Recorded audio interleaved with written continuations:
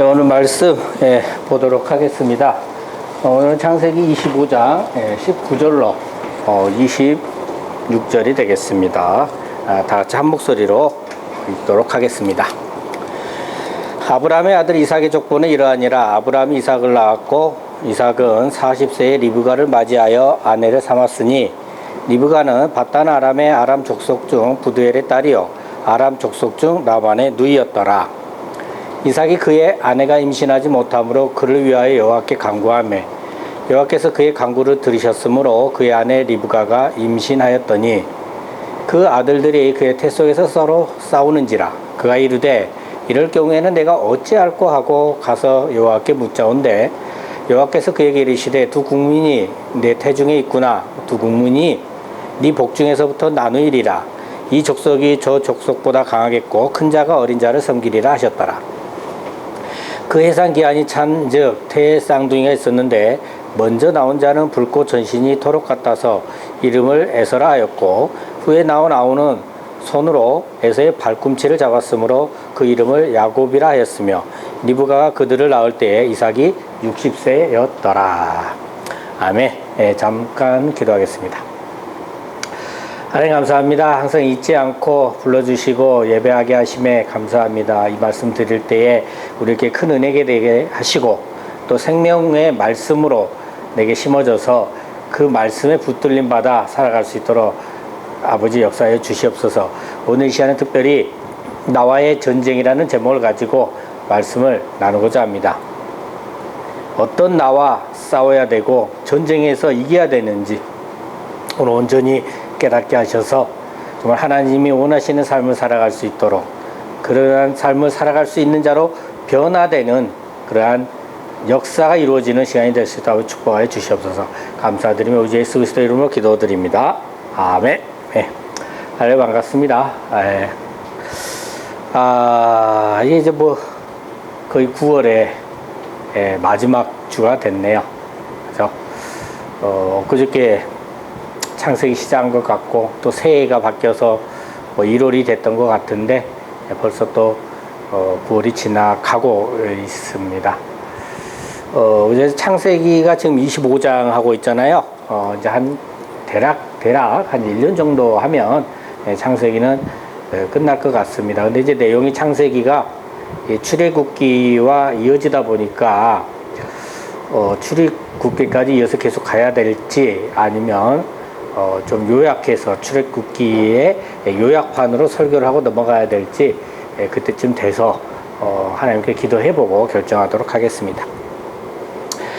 자, 오늘 본문은 이삭의 족보이고 에서와 야곱이 태어나는데요. 오늘 제목을 보면 본문 내용과 완전히 동떨어진 듯해 보이기도 합니다. 자, 오늘 제목 한번 다 같이 읽어볼까요? 시작. 나와의 전쟁. 감이 전혀 안 잡히시나요? 아니면 감이 좀 잡히시나요? 그래서 오늘 설교를 이렇게 딱 들어보시면 맞구나, 그렇구나 하고 알게 되실 줄 믿습니다. 오늘은 어떻게 보면 개론적인 내용 부분이 상당히 많이 나옵니다. 여러분 우리가 어떤 과목이 됐든 간에 이렇게 공부하실 때 보면 그 대학교 가서 공부를 하다 보면 각 과목의 개론 부분이 있어요. 앞쪽에 1장이나 이런 쪽에. 어떤가요? 내용이 그리 어렵지는 않아요. 그런데 따박따박 개념을 따지다 보니까 약간 지루하기도 해요. 그죠?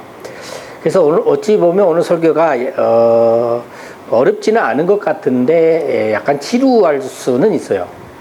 그러나 중요한 것은 개론을 알지 못하면 전체 내용을 이해하기가 매우 어렵습니다. 그만큼 오늘 이 시간이 매우 중요한 시간이다라는 거예요. 이렇게 생각하시고 집중해서 잘 들어주시기를 당부드립니다. 자, 본문 19절 말씀 다 같이 읽겠습니다. 시작. 아브라함의 아들 이삭의 족보는 이러하니라. 아브라함이 이삭을 낳았고.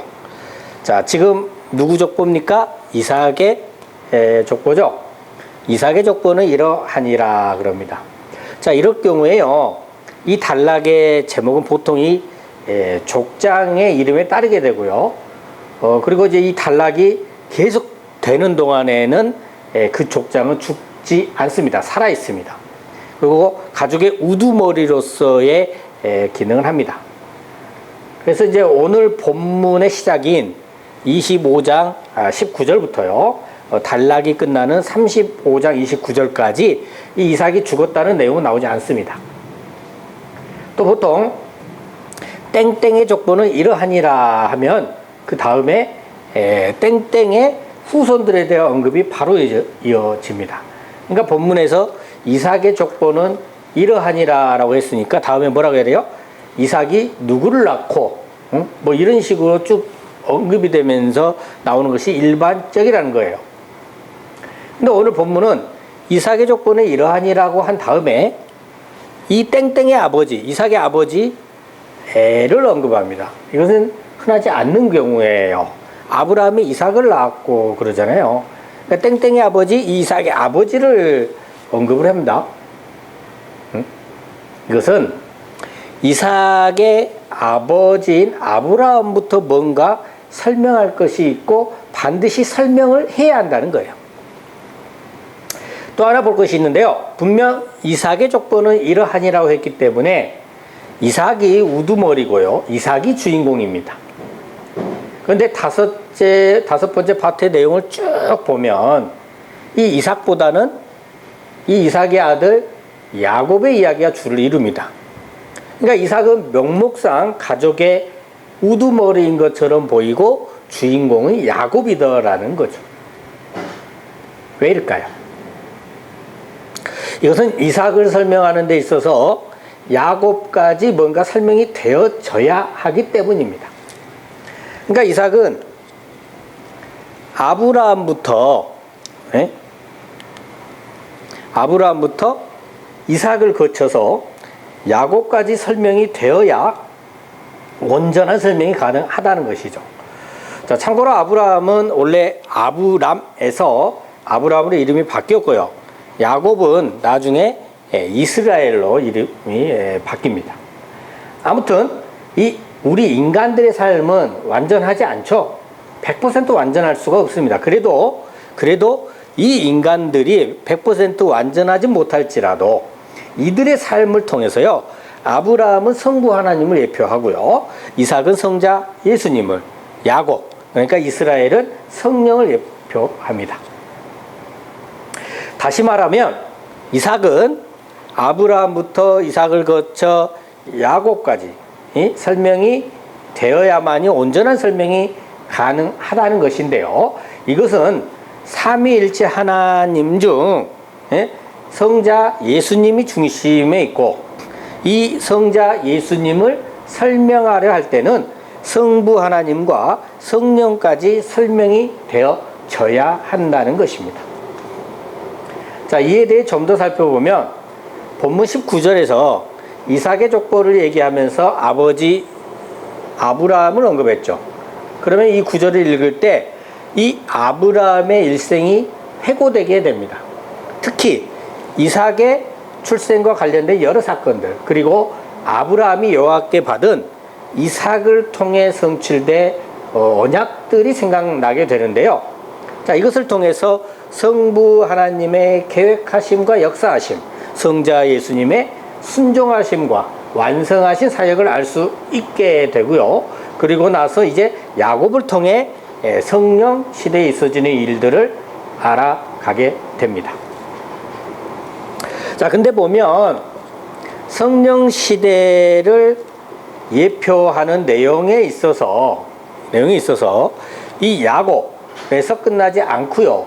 그 내용이 야곱의 12아들들과 아들들 중에 한 명인 요셉이 주인공처럼 추가되는 그런 내용으로 이어집니다.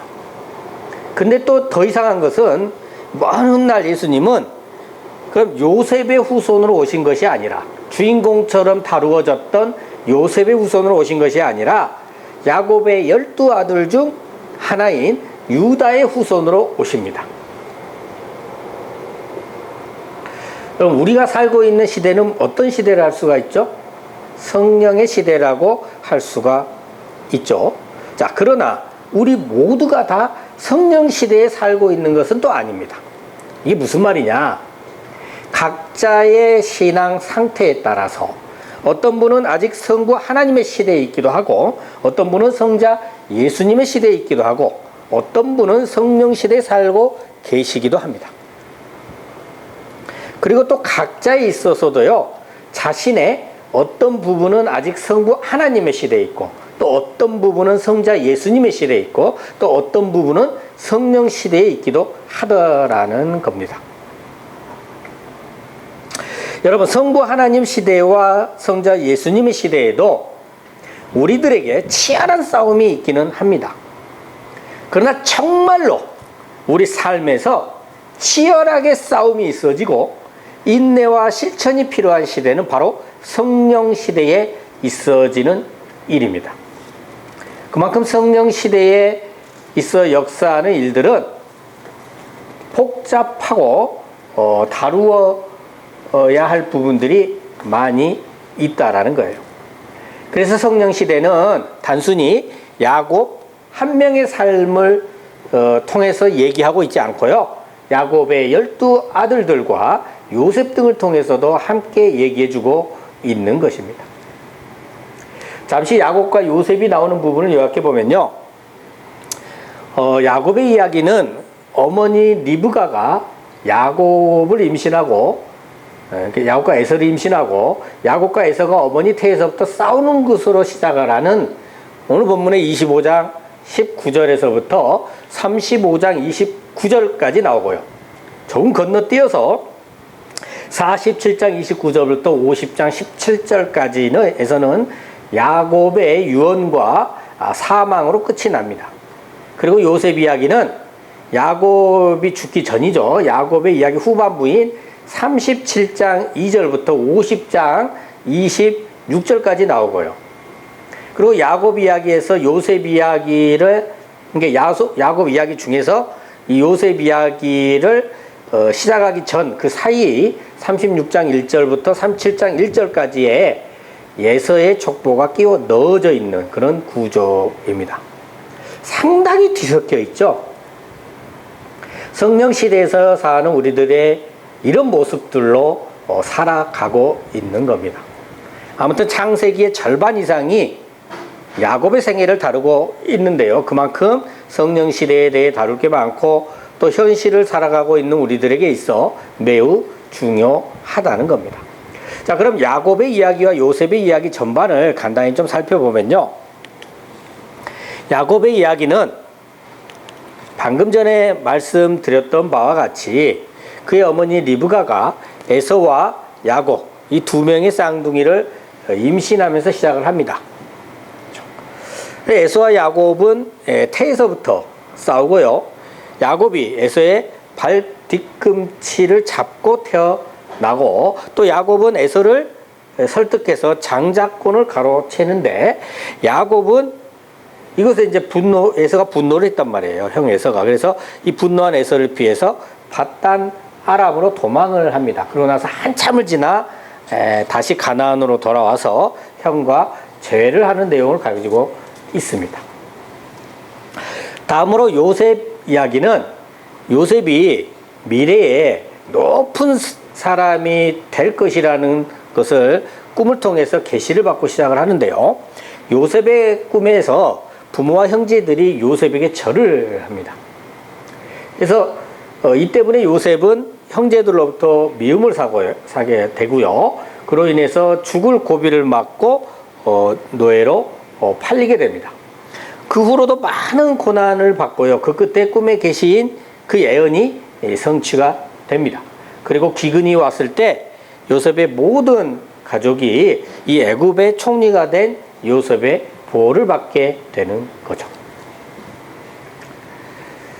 자, 이러한 야곱과 요셉의 삶과 가정을 보면 매번 인간들은 엄청난 실수를 저지르고요, 그럼에도 불구하고 하나님께서는 매번 인간들이 실수를 하든지 말든지 그거 아무런 상관이 없이 하나님의 뜻과 목적을 궁극적으로 이루심을 볼 수 있습니다.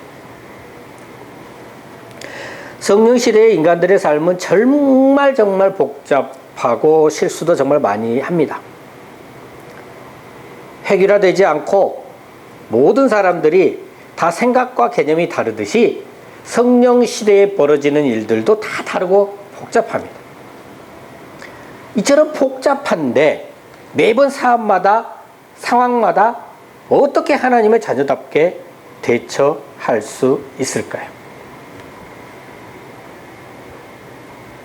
그래서 오늘 본문에서 성령 시대에서 벌어지는 영적 전쟁과 삶의 전쟁에 대해서 그게 무엇인지 단 한마디로 요약해 주고 있는데요. 그게 뭘까요? 눈치가 빠르신 분은 아셔요. 그죠? 바로 오늘 제목입니다. 제목 생각나세요? 뭡니까? 나와의 전쟁. 내 육신과의 전쟁입니다. 내 육신적 소욕, 세상적 욕심, 나를 내세우고자 하는 교만, 이런 것들과의 전쟁이 바로 성령 시대를 살고 있는 우리들이 해야 할 전쟁이고 반드시 승리해야 하는 전쟁입니다. 그럼 이제 본문을 통해서 살펴보도록 하겠습니다. 본문 20절 다 같이 읽겠습니다. 이삭은 40세에 리브가를 맞이하여 아내를 삼았으니 리브가는 밧단 아람의 아람 족속 중 부두엘의 딸이요 아람 족속 중 라반의 누이였더라. 이삭이 리브가를 아내로 삼은 나이가 40세입니다. 40은 4 더하기 10이죠. 4는 동서남북, 그러니까 세상을 예표하고요. 10은 만수입니다. 그러니까 세상에서 살고 있는 이삭이 하나님께서 정하신 때가 다 됐을 때, 정하신 됐을 때에 리브가를 아내로 삼았는데 그 하나님께서 정하신 때를 40세로 표현한 것입니다. 예전에 설명드렸듯이 40세에 이삭이 리브가를 아내로 삼은 것은 하나님이 정하신 때가 되어서 예수님께서 우리를 신부로 삼아 주셨다는 것을 말해 줍니다.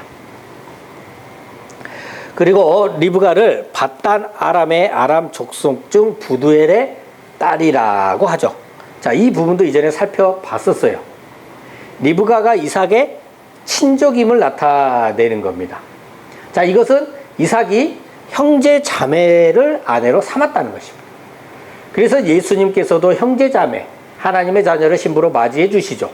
우리는 하나님의 자녀이기에 예수님의 신부로서 구원받게 되는 것입니다. 그리고 20절 말미에 리브가를 아람 족속 중 라반의 누이라고 하는데요. 이것은 뒤에 가면 야곱이 삼촌 이 라반에게로 도피를 하거든요. 자, 그러니까 이러한 일이 있어질 것을 미리 예견해 주는 그런 대목이 됩니다. 그러니까 야곱이 형 에서를 속이고 화가 난 에서를 피해 삼촌 라반에게 도망하는데 이러한 일련의 사건들이 우연히 있어지는 것이 아니라 하나님의 계획 안에서 이미 정해져 있음을 알 수 있는 것이죠. 물론 전개되는 과정 속에서 개인의 선택에 따라 상황은 조금씩은 변할 수 있습니다. 우리는 하나의 인격체로서 하나님께서 존중해 주시고요. 존중해 주시기 때문에 로봇처럼 조정하지 않으십니다. 때문에 우리가 선택하는 것에 따라 그때그때 조금씩 달라질 수는 있어요. 하지만 결국 큰 줄기는 변하지 않고 하나님 뜻대로 이루심을 말씀해 주고 있는 것입니다. 자, 본문 21절 다 같이 읽겠습니다. 이삭이 그의 아내가 임신하지 못하므로 그를 위하여 여호와께 간구하매 여호와께서 그의 간구를 들으셨으므로 그의 아내 리브가가 임신하였더니. 이삭은 야곱의 이야기가 전개되는 과정에서요 보면 대부분 적극적이기보다는 수동적으로 나옵니다. 근데 아내가 임신하지 못하는 상황에 대해서는 적극적으로 아내를 위해서 중보 기도하고요. 그로 인해 아내 리브가가 임신을 하게 되는 복을 받습니다. 자, 이삭이 대부분 수동적으로 나오는 이유는요. 앞선 말씀드린 바와 같이 우리를 인격체로 존중해 주시는 것도 있어요. 하지만 지금은 성령의 시대잖아요. 성령 시대에 살고 있는 우리는 우리 삶에 있어서 우리가 삶을 주동적으로 살아가야 하기 때문입니다. 그래서 예수님께서는 조금 한 발 이렇게 뒤에서 지켜봐 주시는 것이죠. 그럼 아이들을 키울 때요, 하나부터 10까지 다 해주면요, 아이가 어른이 돼서도 스스로 뭘 하지 못하게 됩니다. 소위 마마보이, 파파보이가 돼요. 그러면 안 되겠죠. 그래서 한 발 물러서서 이렇게 지켜봐 주시는 거라는 거예요. 근데 아이가 너무도 힘들어하거나 스스로 어찌할 수 없을 때는 부모가 개입을 해줘야 합니다. 독립심 길러야 한다고 감당할 수 없는 일임에도 부모가 방관을 하면 이 아이는 아예 망가져 버릴 수가 있어요. 이때는 부모가 개입해 줘야 합니다. 아내가 임신하지 못한다는 것은 아내가 우리잖아요. 예수님의 아내가. 우리가 생명을 잉태하지 못하고 있다는 겁니다. 이거는 사느냐 죽느냐를 결정하는 매우 중대한 일입니다. 그래서 예수님께서는 하나님께 중보기도를 해주시고 그로 인해 우리가 생명을 잉태하게 되어 생육하고 번성을 할 수 있는 축복을 받게 되는 것입니다. 자, 본문 22절 다 같이 읽겠습니다. 시작. 그 아들들이 그의 태 속에서 서로 싸우는지라 그가 이르되 이럴 경우에는 내가 어찌할꼬 하고 가서 여호와께 묻자온대. 아들들이 태 속에서 서로 싸웁니다. 서로 싸우는지라에 사용되는 히브리어는 라짜츠인데요, 압박하다, 눌러 부수다 등으로 해석이 되고요, 가난한 사람에 대한 압제를 은유적으로 나타낼 때 자주 쓰이는 동사입니다. 그러니까 지금 리브가는 쌍둥이를 임신했는데 아이들이 복중에서 서로 자꾸 싸웁니다. 임신했는데 뱃속에서 아이들이 싸우면 정말 힘들다고 그래요. 그러니까 리브가는 여호와께 기도를 하죠. 이럴 경우에는 내가 어찌할꼬 하고 묻습니다. 2주 전 설교 때도 말씀드렸는데요. 부엘라 헤로이 기억나시나요? 부엘라 헤로이. 나를 감찰하시는 하나님께서 거룩과 고난 사이에 계신다. 고난 중에 내가 기도하면 하나님께서 만나주신다고 말입니다. 오늘 본문의 리브가도 고난 중에 기도했습니다. 여호와께 물었습니다. 그러면 여호와께서 당연히 만나 주시겠죠. 응답해 주십니다. 자, 본문 23절 다 같이 읽겠습니다. 여호와께서 그에게 이르시되 두 국민이 네 태중에 있구나. 두 민족이 네 복중에서부터 나누이리라. 이 족속이 저 족속보다 강하겠고 큰 자가 어린 자를 섬기리라 하셨더라. 자, 다시 21절과 22절 잠깐 보고 오겠습니다. 지금 이삭의 아내 리브가가 원래 임신을 하지 못했습니다. 그죠? 이전에 리브가의 시어머니인 사라도 그랬고요. 또 뒤에 나오는 야곱의 아내 라헬도 그렇습니다. 그리고 사라와 라헬에 대해 언급을 될 때는요, 여자의 불임에 대한 내용을 중요하게 다루면서 내용이 전개가 됩니다. 근데 오늘 본문은 리브가의 이 불임에 대한 이야기는 슬쩍 급히 넘어가 버리고 리브가가 잉태한 아이들의 싸움에 초점이 맞추어집니다. 무엇을 말해주는 것 같습니까? 생육은 이미 성부 하나님과 성자 예수님의 시대에 우리에게 이루어졌습니다. 그런 우리에게 성령의 시대에 살고 있는 우리에게 중요한 것은 바로 아들들의 싸움이기 때문입니다. 하나님과 예수님을 믿고 있는 하나님의 자녀들에게는 아들들, 이 열매들의 싸움이 굉장히 중요합니다. 육신의 열매와 성령 열매의 싸움 말입니다. 싸워서 육신적 소욕을 이기는 것, 싸워서 육신적 욕망의 나를 죽이는 것, 매우 중요합니다. 지난주에 간단히 설명을 드렸었죠. 창세기 3장 8절로 13절 설교할 때 했었던 너의 상실 이유와 회복에 대해서요. 원래 아담은 하나님께서 흙으로 지으신 후에 항상 하나님과 이렇게 함께 하였고 여자도 함께 하였습니다. 근데 뱀의 유혹으로 선악을 알게 하는 나무의 열매를 자신의 의지로 여자와 같이 먹은 후에 아담은 독립하게 됩니다. 자신이 주인되어 자신 중심으로 살게 되었습니다. 그래서 이때부터 아담은 나를 강조하게 됐고 하나님께 순종하는 것이 아니라 자신의 생각으로 자신의 의를 강조하고 자신이 주인되어 자신 마음대로 살고자 하게 됩니다. 그래서 육신적으로 볼 때 이 아담의 후손으로 태어나게 된 우리들은 늘 나가 올라오게 되는 것이죠. 내가 인정받고 싶고 내 의를 드러내고자 하며 나의 공을 내세우고 상을 받고자 합니다. 그러나 예수 그리스도로 인해 하나님의 자녀가 된 우리들은 성령 시대에 살고 있는 그 우리들은 이런 나와 싸워 육신적 소욕을 죽이고 육신이 하나님께 복종하게 해야 합니다.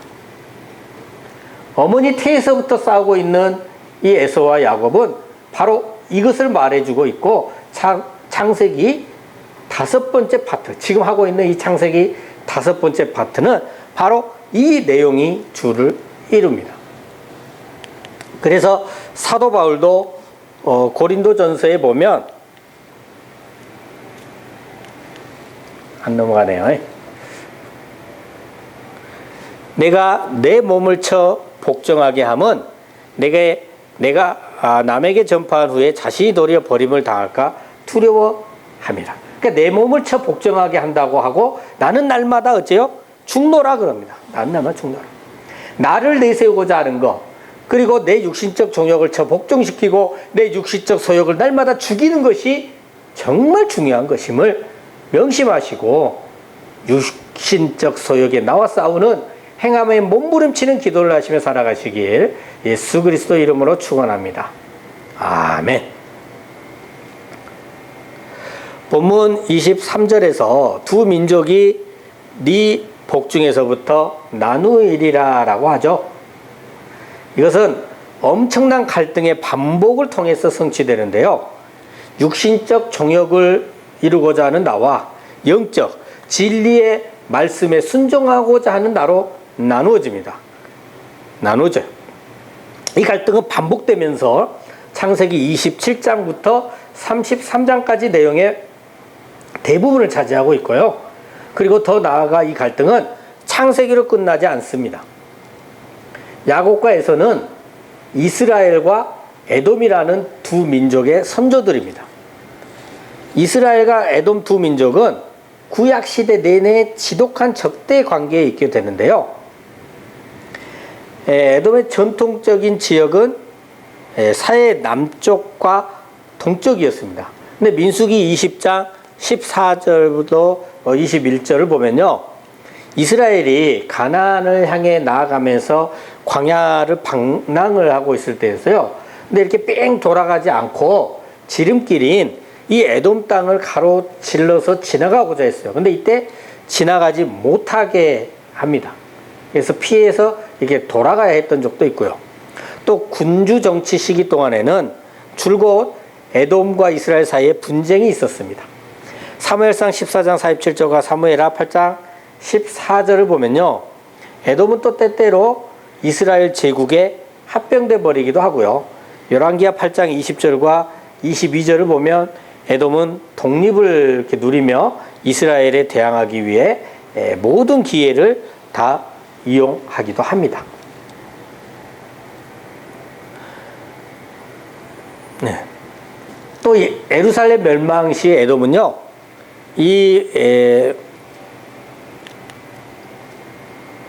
뭐가 지금 하나가 페이지가 사라져 버렸네. 그냥 말로 말씀드릴게요. 예루살렘 멸망할 때 에돔은 바벨론과 이렇게 협력을 해서요, 바벨론 제국으로부터 이렇게 유대인들이 도망을 가면 그것을 도망을 못 가게 막는데 이렇게 협력을 또 했고요. 이렇게 이제 계속되는 에돔의 이 적대행위들이 이외에도 뭐 에스겔서 25장 12절로 14절이라든지 오바다 10절로 14절, 시편 137편 7절 등의 선지서에서도 잘 나타나고 있습니다. 여러분, 에돔은요, 육신의 편이죠. 에돔은 육신의 편입니다. 그럼 결국 어떻게 될까요? 멸망당하고 이스라엘 왕국의 병합이 됩니다. 그렇게 바로 이 23절의 말미에 있는 큰 자가 어린 자를 섬기리라는 말씀이 성취가 됩니다. 그런데 이제 이러한 갈등은 신약에서 끊어지지도 않고 이어지는데요. 히브리서에서는 유대교로 다시 돌아가라, 유대교에서 기독교로 개종한 사람들을 다시 돌아가도록 강요하면서 박해를 하고요. 그럼 그 박해를 피해서 유대 기독교들이 도망가기도 하고 뭐 이렇게 대치를 하게 됩니다. 그리고 또 오늘날에도 이 싸움이 끝나지 않고 있어요. 바로 어디서 일어납니까? 우리 안에서, 우리의 삶 속에서 끊임없이 이루어지고 있습니다. 큰 자가 어린 자를 섬기라는 것은 항상 이 육신의 것이 먼저 나오고 영의 것이 나중에 나오기 때문에 먼저 나온 육신의 것을 큰 자로, 나중에 나온 성령의 것을 작은 자로 표현해 주고 있는 것이고요. 먼저 나온 육신의 것이 나중에 나온 영의 것, 진리를 섬기게 됨을 계시해 주는 말씀입니다. 지난주에 살펴봤었죠. 성경에서 가족의 역사는 늘 선택받지 못한 자의 이야기가 먼저 나오고 선택된 자의 역사는 나중에 다루어집니다. 가인이 셋 앞에 다루어졌고요. 이스라엘이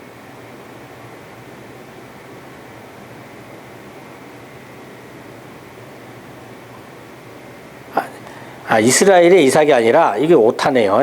에석, 오늘 보면 뭐예요? 에서가 야곱 앞에 다루어집니다. 그래서 늘 우리도 육신의 것이 이렇게 먼저 나오고, 먼저 나온 육신의 것이 나중에 나온 성령의 것을 섬기게 되면서 영적 전쟁에서 승리를 하게 되는 것입니다.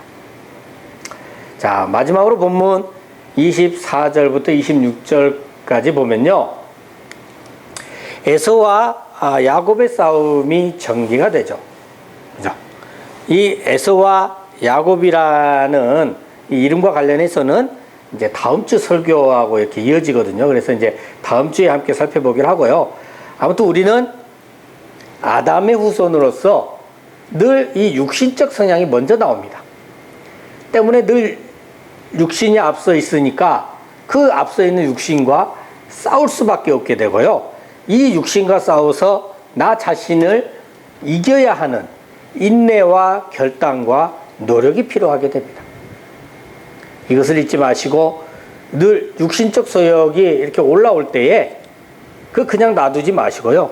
민감하게 반응하셔서 하나님께 도와달라고 기도하시고 예수님의 함께 하심과 성령님의 도우심으로 늘 승리하시는 저와 여러분 되시길 예수 그리스도 이름으로 축원합니다.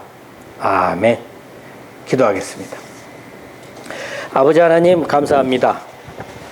오늘은 에서와 야곱이 태에서부터 싸우는 내용을 통해 육신의 소욕으로 인한 열매와 성령으로 인한 열매와의 싸움에 대해서 살펴봤습니다. 저희가 양심이 둔감하여짐으로 육신적 소욕에 휩쓸려 살아가는 우리를 범하지 않도록 인도하여 주시고 늘 싸워 이겨 성령의 열매만을 드러낼 수 있도록 역사하여 주시옵소서. 늘 감사드리며 우리 주 예수 그리스도 이름으로 기도드립니다. 아멘.